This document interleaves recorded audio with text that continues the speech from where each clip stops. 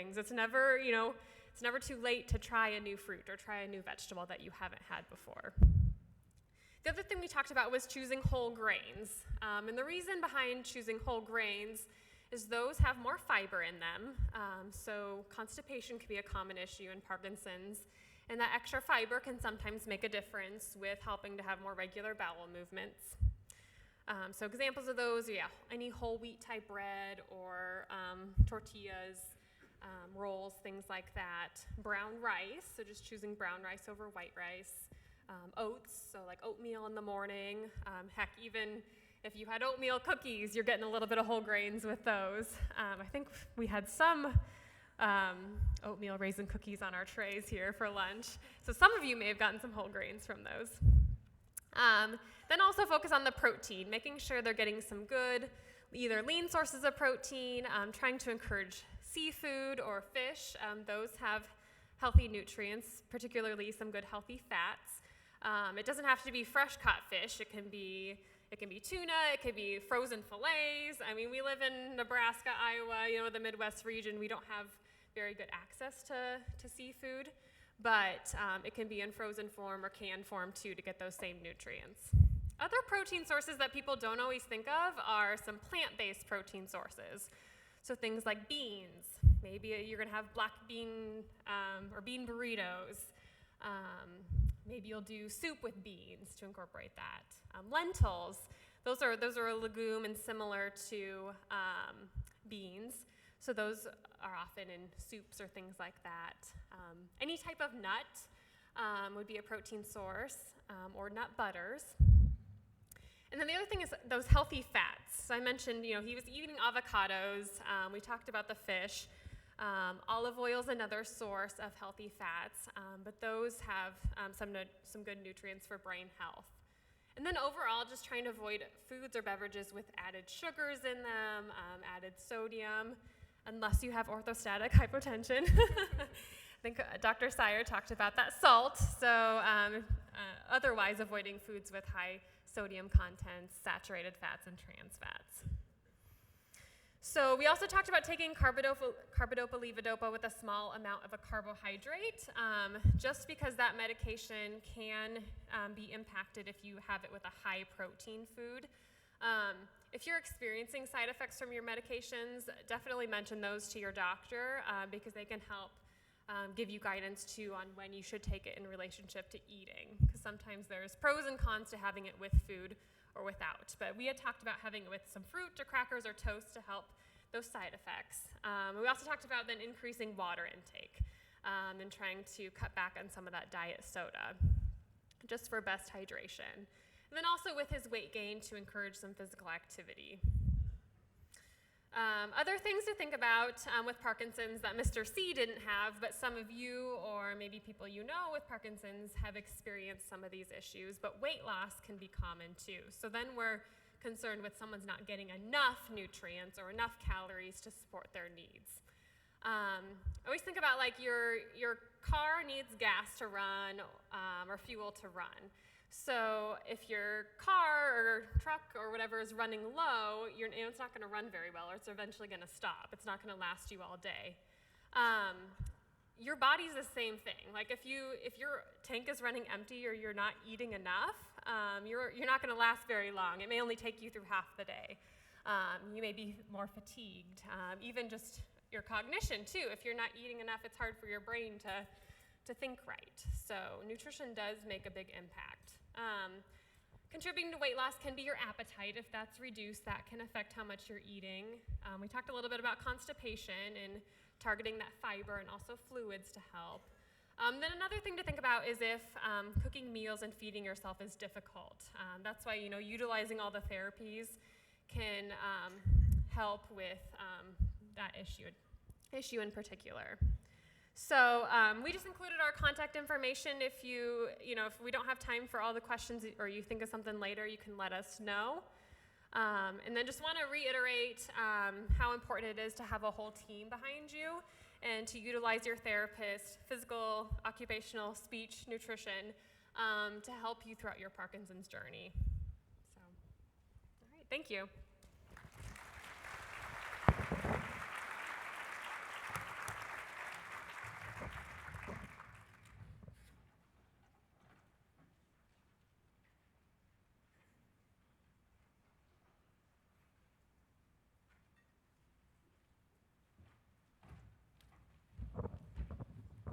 All right, that was amazing. Thank you so much. You know, we are extremely proud of our therapists and nutritionists and of having this multidisciplinary care team help our patients. And now we're going to have Dr. Amy Hellman. Dr. Hellman joined the Department of Neurological Sciences now a while ago, about 10 years. I don't know, it's 6 years. Okay, feels like 10. But it's a good thing. It's a good thing. Dr. Hellman trained here at the University of Nebraska, then went to California to complete residency and did her movement disorders fellowship at the University of Pennsylvania. And she's here, has been here with us, leading the Huntington's Disease Center of Excellence, and is also very passionate about Parkinson's care. So please help me welcome Dr. Hellman.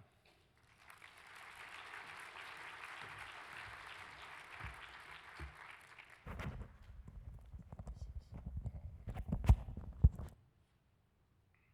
think that's okay.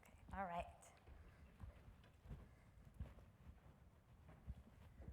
Good afternoon, everybody. My colleagues have been doing a wonderful job of updating everybody a little bit on the science of medicine as it relates to Parkinson's disease. I'm going to shift gears a little bit here and talk about more of the heart of medicine as it relates not only to Parkinson's disease, but to all chronic diseases. We who've been up here, who get to take care of you, get a unique privilege of being able to go on your journey with you. And from that, we get to learn from your experience. A lot of these lessons are very important in Parkinson's disease, but also apply to all areas of life. I'm going to focus on just a few of these that I think can be helpful to all of us, whether we have Parkinson's disease, whether we have a loved one with Parkinson's disease, or whether we don't have to deal with these things, but just in our lives in general. It really applies to everything. So the first thing that I'm going to spend the most time stressing is the importance of being proactive. This is something that you cannot miss if you are taking care of somebody with Parkinson's disease. I cannot stress enough how important it is that you take an active role in your own disease management. Medications are very important, particularly in Parkinson's disease, to help you to get to your best functioning and live your best life. But they're not the only thing. As we just saw, there are many therapies that are very important as well. And these things are very much like anything that you do, that you're going to get out of it what you put into it.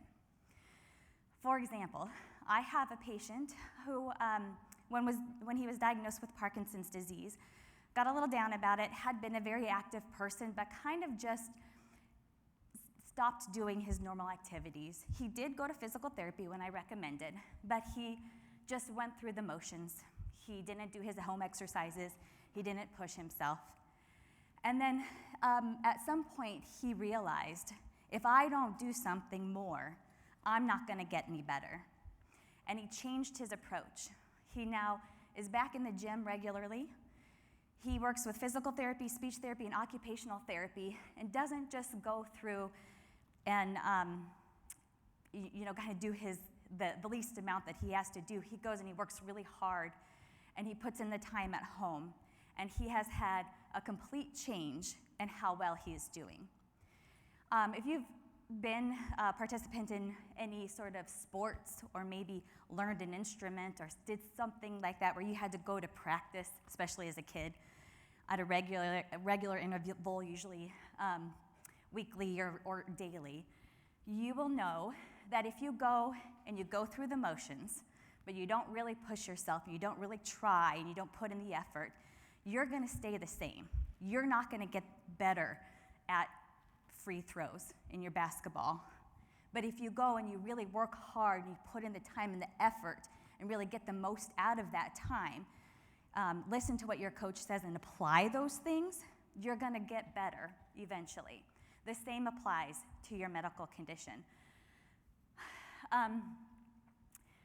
There's a lot of things that you aren't going to be able to control if you have Parkinson's disease, but there are some things that are within your control, and it's important that you make the most out of those things. Some of those we just talked about. Exercise. We talk about exercise, exercise, exercise, because things that are good for your body are good for your brain. But in addition, there are changes that occur in your brain when you exercise regularly that actually help to protect it. And this is a very important part in Parkinson's disease. Nutrition, as Jenna was just talking about, again, things that are good for your body are good for your brain. Think about your body as your machine. You're going to have to deal with your machine is going to have to deal with Parkinson's disease. We can't take that away. But if you have a well-maintained machine that's in good working order, you're going to be able to deal with that better than if you have an old rundown machine that you haven't been taking care of, right? So this includes exercise and nutrition and seeing your primary care doctor regularly. It's still important that you get the regular checkups that you need, that you get age-appropriate screening, that you're making sure that your blood pressure, your cholesterol, your blood sugar are all where they're supposed to be, again, to optimize your health so that your machine is in the best condition to deal with what comes up in life, including your Parkinson's symptoms. And it's really important for all of us that we try to minimize stress as much as possible. We can't take it away. It's a part of life. We can't avoid it. But learn, if you're in a stressful situation that you don't need to be in and all it's doing is causing you harm, get out. If you can't avoid stressful situations, then find ways to deal with it. We all have different things that help us to relieve stress, whether it's meditation or exercise or playing an instrument or walking your dog. Find that thing that helps you to manage your stress and make sure you make it a part of your regular life.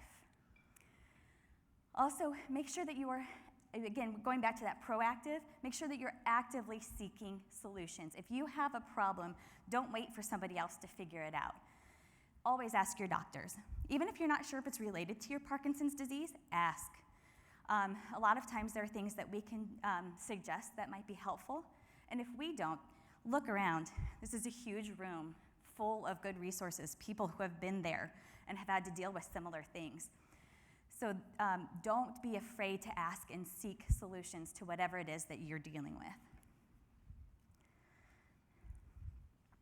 A very important point to try to remember is that you are not defined by your disease. You are not Parkinson's disease, and it is not you. It is one part of you. Don't let it consume all of your life. In addition to having Parkinson's disease or being a person with Parkinson's disease, you are all somebody's child. It might be a spouse or a parent, a friend, colleague, mentor. You might be a teacher, an animal lover, a good cook. You don't have to lose those things just because you have Parkinson's disease. So don't let that overcome all parts of your life. You can still thrive despite your diagnosis. An important part of that is how we perceive what happens to us and how you perceive your position in life. I hate that I have a typo in this, by the way, that I just realized when it was too late to actually fix my slide. Perception determines your experience, not you experience. One of the things, going back to not having control over everything, that's not just Parkinson's, that's life. We don't have control over what happens to us. Things don't always turn out the way that we plan. But we can control how we respond to what happens to us. And that will change our experience. This always reminds me of a saying that I've heard that I really love that says, the same water that hardens the egg softens the potato. It's not the circumstances, it's how you respond to the circumstances. It's not always an easy thing to remember. It's important to be flexible and be adaptable. Having that ability to adapt will help you to maintain more in your life as well. You may not be able to do something the same way, but don't focus on what you can't do. Focus on what you can do. And maybe with adapting the way that you do something, you can still keep a certain activity in your life. Our therapists, again, are experts at helping you find ways to adapt around your limitations to still maximize the functioning in your activities of the things that you want to do. Excuse me. You decide how you face every challenge in life. Each of us does. This reminds me of another patient who I have, doesn't have Parkinson's disease, but has another chronic neurologic disease. Again, these things apply to all of these disorders. His disease is genetic, and he watched his father struggle with his own diagnosis. He had a horrible time. He was very angry. He gave up so much in his life, and he died rather miserable. And this patient of mine, when he got his diagnosis, his number one priority was, I want to live better than my father. And he has, and he still does. He does not let it hold him back. He does not let it get him down. He doesn't see it as an obstacle. He sees it instead as an opportunity, and he makes the most of it. That's very inspiring to me. And although it's not easy to do, it's very important in having the best life that we can have. This is something that I have to be reminded of daily, and I think probably most of us do. But it's really important that we don't take anything for granted. Life can change, and often does, always does change. Sometimes in an instant, sometimes slowly and gradually. But one of the things we can always count on is change, right? We don't have to see that as a bad thing. But because we don't know what the future holds, it's important that we take the time to appreciate what we have and where we are now. Each moment is a gift to be treasured. It's really important that we take the time to focus on the things that really matter and enjoy them. It's so easy to get caught up in the hustle and bustle of every day and to focus on the things that we have to get done instead of really enjoying the process of our lives. We need to make sure that we take time and stop and think about what we're doing and why we're doing it. Try not to get too worried or stressed or worked up about the things that seem really important today, but in the long run, when we look back, will be just a minor thing. Try to let it go. And instead, celebrate the good moments of every day. At the same time, don't be afraid of the future. I love this quote by Michael J. Fox. If you fear the worst and it happens, then you've lived it twice. If it doesn't happen, then you've worried for nothing. Again, this doesn't just apply to Parkinson's disease. This applies to all of us in all of our lives.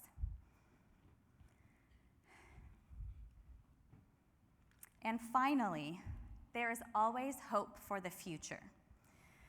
This is something that I always like to end on a hopeful note because we are in such an exciting time. As I believe it was Dr. Torres earlier was talking about the difference that we see looking out in the room full of people with Parkinson's disease or affected with Parkinson's disease now as compared 10 years ago. We don't have the cure yet, but we've made a lot of advances. Dr. Body just gave you an update on some of the research that we have and the things that are coming down the pipeline, but that's just a drop in the bucket. We are learning so much and coming so far. There is still a long way to go, but there is definitely hope. There's always hope. And we've really come a long way and we are all going to continue fighting, searching, and learning. And we encourage you to do the same. That's all I have today.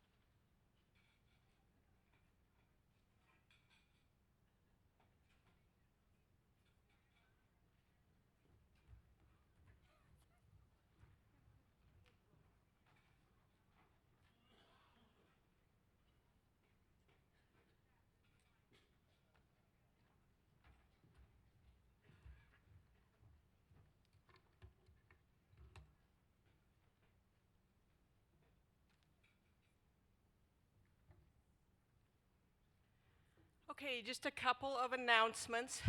We still have the background back there that we would like you to take some pictures at the end of the conference with whoever you want, your families. I'd love one of the Lincoln Parkinson's Disease Support Group, any other Parkinson's Disease Support groups that are here. We'd really like to have those and send them to me when you're finished. Also, we're still looking for those deep brain stimulator batteries, so if anybody has those, if you could return them to Abbott, they would really appreciate that. Also, the information to obtain the program, again, is in the programs, but it's also been up on the slides and will continue to be so afterwards.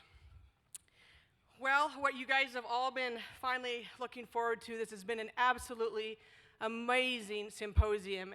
The team at Nebraska Medicine is a cut above the rest. It is just absolutely amazing, and we are so privileged, again, to have such amazing providers in Omaha, Nebraska. Please give everybody a hand.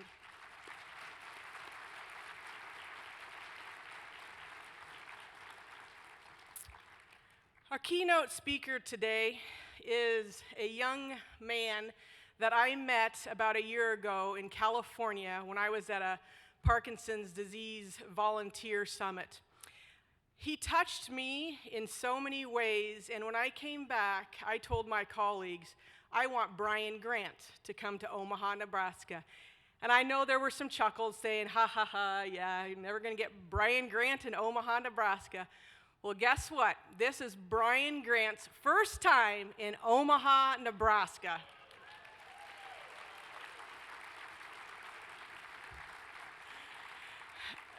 When I picked him up from the airport last night, I said, Brian, have you ever been in Nebraska? And he goes, nope, I've never been in Nebraska. So here he is. So Brian Grant was an NBA player known for his tenacious rebounding and a fearless attitude on the court.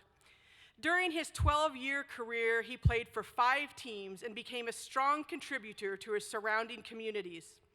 Today, Brian continues to inspire as a speaker, a philanthropist, and a patient who insists on thriving with Parkinson's disease. His mission is to help people become their best, even when it seems impossible. Brian started his career at Xavier University, where he was Player of the Year twice for the Midwestern Collegiate Conference. He was drafted in the first round, 8th overall, in the 1994 NBA draft by the Sacramento Kings. His career continued with the Portland Trail Blazers, Miami Heat, Los Angeles Lakers, and Phoenix Suns. During this time, Brian also served underprivileged youth and sick families in his community. His contributions earned him the J. Walter Kennedy Citizenship Award. In 2006, Brian retired from as a professional basketball player. Only 2 years later, he was diagnosed with young onset Parkinson's disease at age 36. It was hard for him to believe that his athletic body couldn't push through the pain or get better with time. He was scared and he was humbled, yet fiercely determined to be as healthy as possible. The motivation launched the Brian Grant Foundation for those with Parkinson's disease who want to lead active and fulfilling lives. Since then, Brian has become a sought-after keynote speaker. Companies and organizations nationwide are drawn to the authenticity and captivated by his stories that unite us as people, regardless of age or background. Brian is also on the Trailblazers Alumni Ambassador Corps, and he loves to fish, surf, and enjoy the mountains in Oregon. Brian learned from his coaches that you can't always control the ball, but you can control your effort. As a father of 8, he wants to show his children that quality of life takes sweat and determinations, but the results are always worth it. Welcome to Nebraska, Brian Grant.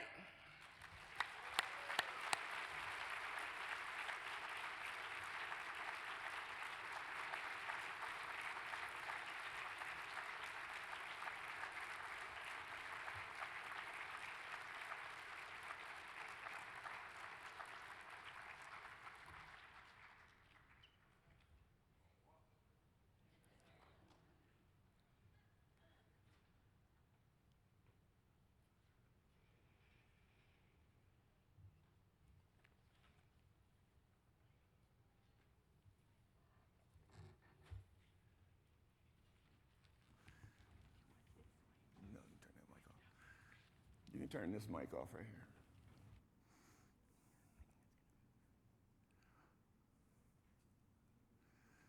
That's all right. Yeah, we put it right there. Thank you. We've been trying to get our slides and everything together and ready for you, so let's start that over. Let's go in with the intro.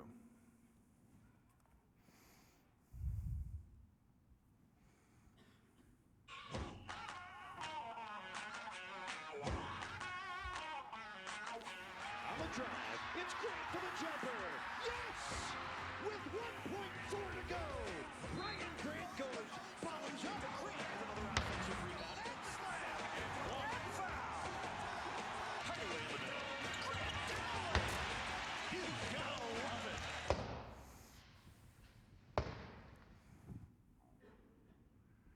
That was the intro.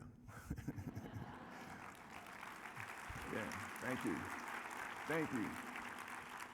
You know, first I'd like to thank UNMC for making it possible for me to be able to come out here and basically just share my story. I've found that over the past few years, the one thing that helps me get through certain situations from time to time are people like yourselves and like me who have this disease and who share their stories. So with that, I have a question. When either you were growing up or in your job workplace now, have you ever felt like no matter what you do, you're going to be passed over because of certain situations? Anybody? Is that everybody or nobody? Well, that brings me to my first slide, and hopefully it works.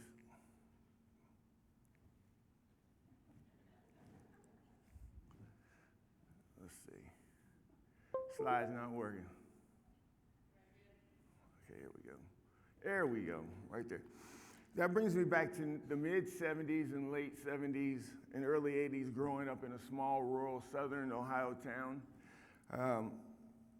As a kid, you know, growing up in that environment, I never thought there would be opportunities for me.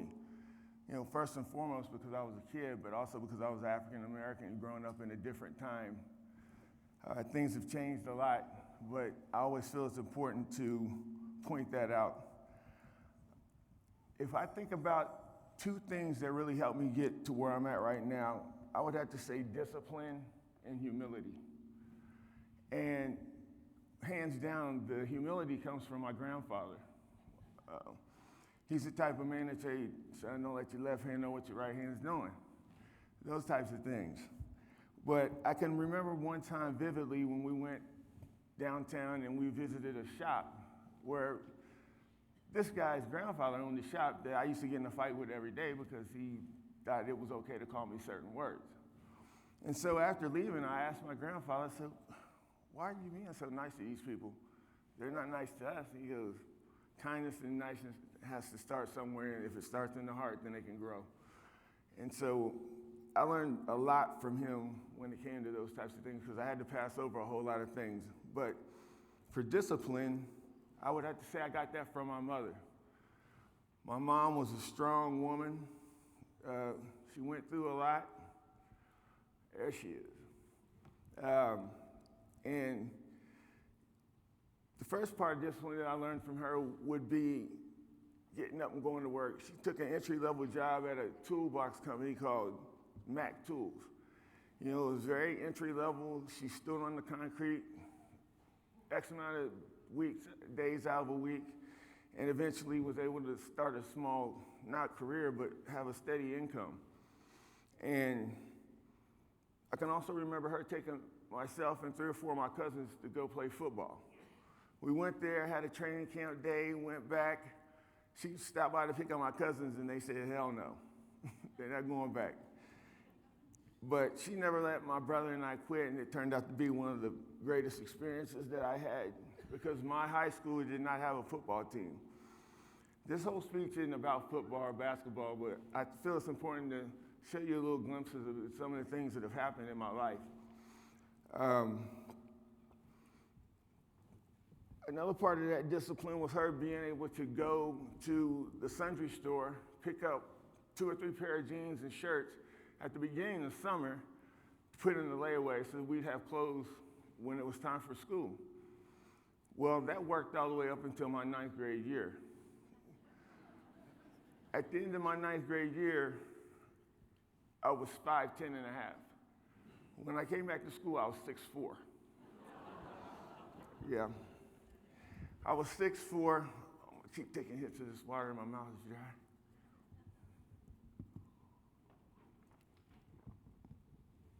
I was 6'4", and didn't really know what to do with it, so just had to be that person that walked around with his pants legs up. Or I could do the reverse like my kids, they have their pants legs all the way down there. I decided to wear the high waters instead. So I went into my sophomore year, didn't play basketball because I was in so much pain. And then I went into my junior year, which was supposed to be this big year for me because I'd grown even more. And I got kicked off the team because I was being a smart aleck. You know, I wasn't listening to authority. I was basically doing everything my mom wouldn't do. And so, you know, kind of got through that, and I like to call this next thing the